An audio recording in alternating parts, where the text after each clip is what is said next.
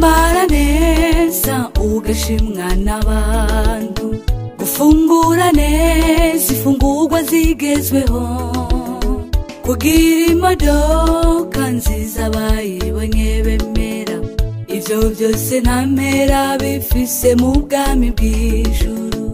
Kwambara neza ugashimwa n'abantu, gufungura neza ifungurwa zigezweho, kugira imodoka nziza bayibonye bemera, ivyo byose nta mpera bifise mu bwami bw'ijuru. Kwambika mugenza we yabuze ico yambara, kugaburira mugenza we yabuze ico afungura, ivyo byose birafise impembo nziza mw'ijuru. Dufashe bagenzi bacu birafise impembo mw'ijuru.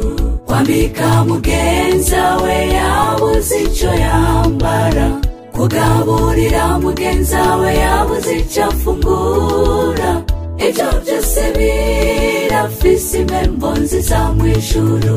Dufashe bagenzi bacu birafise impembo mw'ijuru.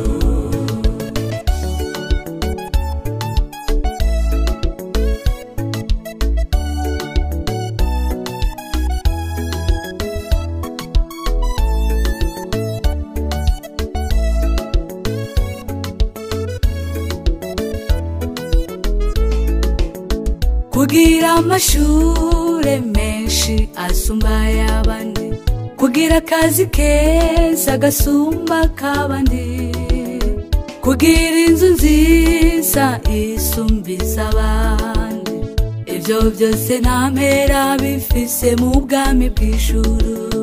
Kugira amashure menshi asumba y'abandi, kugira akazi keza gasumba k'abandi, kugira inzu nziza isumbiza abandi, ivyo byose nta mpera bifise mu bwami bw'ijuru.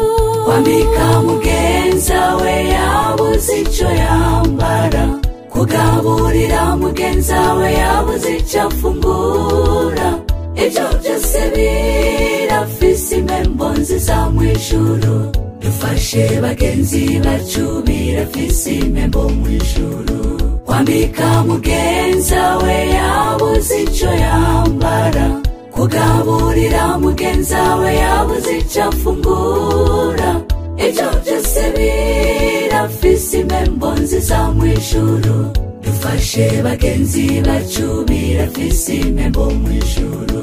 Kwambika mugenza we yabuze ico yambara, kugaburira mugenza we yabuze ico afungura, ivyo byose birafise impembo nziza mw'ijuru. Dufashe bagenzi bacu birafise impembo mw'ijuru.